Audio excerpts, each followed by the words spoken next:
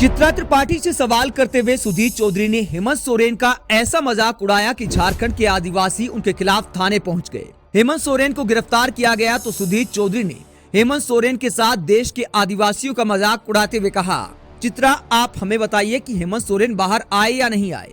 अब आज की रात उनकी कहाँ बीतेगी। उन्हें तो शानदार लाइफस्टाइल की आदत है। वो प्राइवेट प्लेन से चलते हैं, बड़ी बड़ी गाड़ियों में चलते हैं। उनके लिए तो आज वैसा ही होगा जैसे वो 20, 30, 40 साल पहले एक आदिवासी के तौर पर किसी जंगल में चले जाएं। आज की रात उनके लिए काफी मुश्किल होने वाली है। सुधीर चौधरी ने हेमंत सोरेन और आदिवासियों का मजाक उड़ाया तो झारखंड में आदिवासी समाज के लोगों ने उनके खिलाफ रांची के अनुसूचित जाति और अनुसूचित जनजाति थाना में शिकायत दर्ज कराई है और SC/ST एक्ट में कार्रवाई की मांग की है।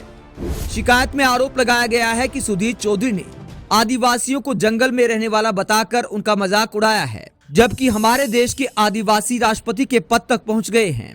सुधीर चौधरी जातीय विद्वेष से ग्रस्त व्यक्ति हैं, जिनकी निगाह में आदिवासी मतलब पिछड़ापन और जंगली होना होता है। सुधीर चौधरी द्वारा की गई अभद्र टिप्पणी से पूरा आदिवासी समाज मर्माहत है। सुधीर चौधरी को गिरफ्तार करने के लिए सोशल मीडिया पर अरेस्ट सुधीर चौधरी भी ट्रेंड करने लगा। ट्राइबल आर्मी के फाउंडर हंसराज मीणा ने उनकी गिरफ्तारी की मांग करते हुए कहा, सुधीर चौधरी से सवाल, आदिवासी अच्छी गाड़ी में नहीं बैठ सकता क्या? आदिवासी प्लेन में नहीं बैठ सकता क्या? आदिवासी अपने पास कैश रुपए नहीं रख सकता क्या? आदिवासी अच्छी लाइफस्टाइल से नहीं रह सकता क्या?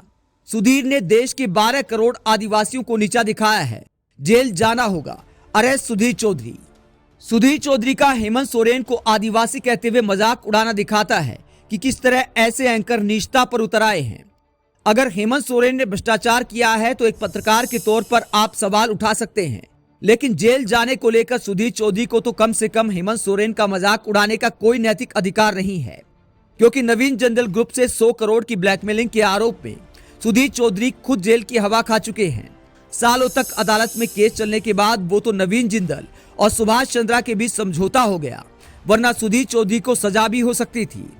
सवाल ये भी उठता है कि सुधीर चौधरी जैसे पत्रकार भ्रष्टाचार और दूसरे मामलों में बीजेपी नेताओं को लेकर कभी ऐसे तेवर के साथ और ऐसे मजाक उड़ाते हुए सवाल क्यों नहीं करते?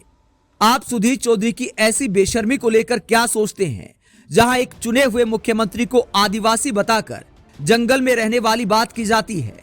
कमेंट बॉक्स में अपनी राय जरूर दें।